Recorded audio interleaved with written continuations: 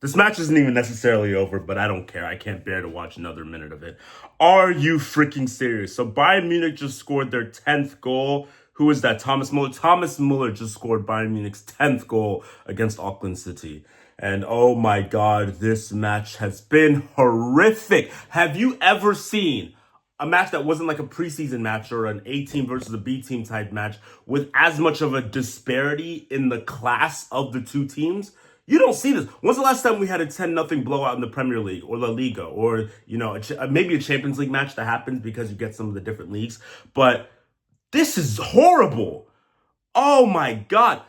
This was my worry with the Club World Cup. I felt like the discrepancy between the top European sides. This isn't some low-tier European side. This isn't Leganes. This isn't Brentford. This isn't, Ipswich Town. This is Bayern Munich going against the supposed kings of Oceania, Auckland City. Auckland City, in the old format of the Club World Cup, would constantly make it to the Club World Cup. They play against teams like Real Madrid and Liverpool consistently because they would constantly win Oceania. They're one of the best teams in Oceania. I think they're the best side in New Zealand by far. But oh my God, do FIFA not understand the structure that football operates at? If a player is great in South America, North America, Africa, Asia, or Oceania, what always happens? They get discovered by a European side and then they go there. That's what happens every single time. European side says, that guy's good. Let's swoop him up. They just did that to Endrick. They did that to Neymar back in the day. They do that with a bunch of American players all the time who are thriving in the MLS or some of the lower tier youth rankings in the States. And then they scoop them up and then they start playing in Europe. So what you're basically saying is let's take not just some European guys, the best European players, the best European teams, and face them up against the supposed best teams in Oceania. You're going to get this every night. 10-0? 10 freaking nil? Oh my God. Shout out Michael Elise, had a phenomenal game, 2 goals and an assist. Kingsley Coman as well had a phenomenal game, 2 goals and an assist. Jamal Musiala in the second half had a hat trick in literally less than 20 minutes. Funny enough, Harry Kane, who I think is still playing right now. No, he got subbed out for Jamal Musiala, who then scored a hat trick. Harry Kane didn't even score a goal. You're talking about Bayern Munich, the 3 or 4 best teams in all of Europe who recaptured the German championship again, who just restocked and became even better this year. And they made Auckland City look like they shouldn't even be on the same pitch as them because they should not be. They shouldn't be. The class level is too much. Let me see if I can find some of these stats. Let me see if I can find some of these damn stats. I can't even find the stats, but I imagine you the possession's 90%, no joke. And I don't even think I'm exaggerating with that. 73%. Okay. Bayern Munich have had 30 shots. 30 shots. 17 shots on target. Auckland City have had 1 shot on target. 1 shot. 1 shot, and that shot happened to be on target. 1 shot. Are you kidding me? Are you absolutely kidding me? FIFA, you've messed up wholly with this Club World Cup thing, because in the old format, it was ceremonial. It was only 2 games. It didn't happen in the summer. It affected some of the scheduling for the club season, for league season, but it was during around Christmas time anyway, when most club leagues take a break, like the Premier League and Bundesliga. They take a little bit of a break, and you just happen to do it there. So it wasn't that big of a deal. The European team plays 2 games, and they're always going to win. Boom, no big deal. But by organizing this massive ass tournament, what you're doing is essentially saying, you know what? We don't care if the European teams destroy everybody else. Why do you think FIFA organized the Club World Cup in the way that it did? All right, so you're going to have the 4 most recent domestic winners in each league, right? Makes sense. In each continent, I mean, right? But that only adds up to 24. You need 8 extra. But then you have some repeats, like Real Madrid is a repeat Champions League champion. I believe there's some other repeat continental league champions, like Auckland City, for instance, and maybe some in Asia. So you have to add extra more. UEFA, Europe, got 12 teams. 12. I think the next closest is CONMEBOL, South America, with 6. UEFA got 12 because FIFA understood that if we only have 6 or 7 European teams, every game's going to be an absolute blowout. And this game was an absolute demolition job. It's not even over yet. Serge Gnabry came in for who? When did he come in? He came in, what was it, halftime? Yeah, he came in for Kingsley Coman, who was the player in the first half, along with Michael Elise. They were both destroying each of the wings. Next game is going to be PSG versus Atletico Madrid. That should be a very good match, because it's two European sides. But outside of the European team, playing against the European team, you're going to see a lot of stuff like this. And there's a reason why they don't do it. Take a look at the NBA. Now, Adam Silver has proposed 1,000 different ways to try to help the NBA. Maybe the number one way to help it is you just leave. But take the NBA. Okay, the game just ended. It's 10-0. They have proposed having a type of Champions League competition where maybe what about if the best team in the NBA plays the best team in the Mexican League and the Puerto Rican League and the Canadian League? Because I know there's the Raptors, but I think Canada has its own separate pro league with teams from like Vancouver and Edmonton and maybe South America. And maybe let's do a Euro League type thing where we play against the best teams from Real Madrid and blah, blah, blah. That's a bit difficult because FIFA has an organized rule system. So like every football league in the world basically plays by the same rules. The NBA is a completely different set of rules. Like it's not even close to the same in some ways. So I don't know how they do it with the 12-minute quarters and the different ball and the different sizes of the courts and the length of the three-point line and the amount of timeouts you're allowed and the amount of fouls that you're allowed and what really isn't the travel and goaltending. Like all those rules are different in in FIBA than they are in the NBA. So I don't know how they do it. But if they play under the same type of rules, and this is not like international, like, Team USA can play very close match against Serbia or France, which we saw.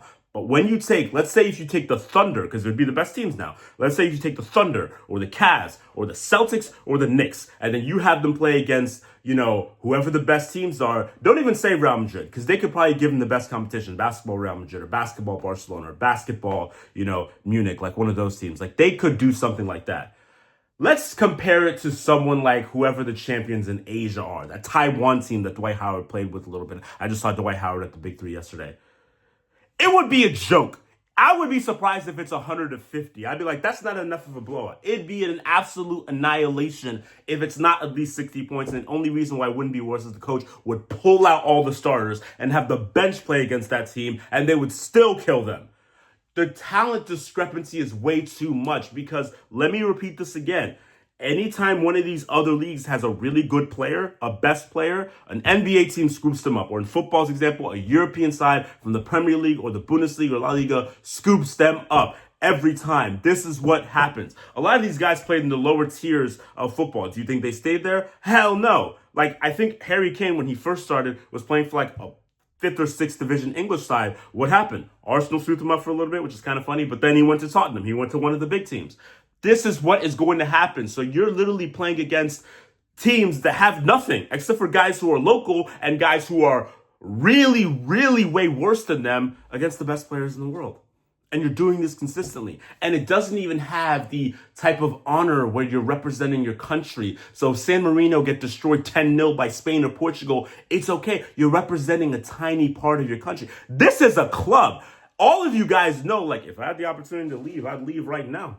I'd leave right now and go join Bayern Munich if I had the opportunity to leave. This is a club. It's completely different than a country blowing out a country. Liechtenstein, Luxembourg, Estonia, San Marino, which I just mentioned, some of the Caribbean islands, all of them get destroyed every time. But no one cares because they're representing the country. At least there's that. A club domination is totally different. I didn't even care about still watching this match. I saw some blowouts in the World Cup last time, but I also saw fans staying late, staying overtime, excited to be there, representing and supporting their country. It's okay that you guys aren't great. You are representing our country. A club is completely different because all of those players would leave if they had the opportunity to earn $200K a week and to have a Bayern Munich number on their back. So yeah, 10-0. 10-0. This is bad. This is bad. And it's bad because this is the first match of the Club World Cup. It also shows you the discrepancy of European sides and MLS sides because Inter Miami played a terrible game against something. I don't even care. 0-0. It was a dreadful game. Like, it was really bad. I saw they had to start selling tickets at Hard Rock for like $4 because nobody wanted to go, even though it's Messi playing, and they didn't care. So imagine if Inter Miami, even with Messi, who is still one of the best players in the world when he's on, by the way. He chose to go to Inter Miami. He could have still been playing in Europe. Bayern Munich would destroy them. Atletico would destroy them. PSG, Real Madrid, Man City. It would be a joke. So I don't know how they organize this bracket because I kind of, don't care that much. I watch the matches, but it's like, But it's probably going to be like the entire semifinal is going to be European teams, and then the quarterfinal as well. It's going to be all European teams because they're so much better than everybody else. This is a joke. It's an embarrassing. Bayern Munich, I guess, showed their quality. They really, punched them in the mouth. They didn't allow it to lollygag or whatever, because a lot of teams do that where they'll play lower than their ability because they'll play down to their competition. Bayern Munich did not care, and they nailed the hammer down, so kudos to them for that, but this is terrible, and this is a really bad sign for the Club World Cup. If we have more matches like this, because I think Real Madrid's about to play a non-European side, and so is Man City, and so is Chelsea, I believe. If we have more demolition jobs like this, I don't know if this is the only time that the Club World Cup happens. I don't know if it's the only time. Just make it the European Club World Cup. Oh, wait, we have a thing for that. It's called the Champions League. Because, oh my God. Bayern Munich 10, Auckland City 0. What a dreadful game. It's basically a preseason game for Bayern Munich. It's basically a preseason game because, bottom feeders like, Hamburg just got promoted, or Schalke, who's still in the second division, even though they're a huge footballing city, or Hoffenheim, or 1860 Munich, or, that one German side in the sixth division that Dennis Schroeder partly owns.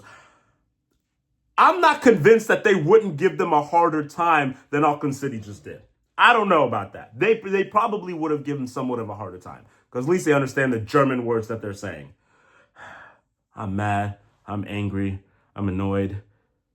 FIFA, man, you've done it again. You found new ways to make money, but also piss fans off at the same time with your boring type of football. Because what did I say again? Imagine if a Bayern Munich player got injured, how mad you'd be as a fan of the side against Auckland City.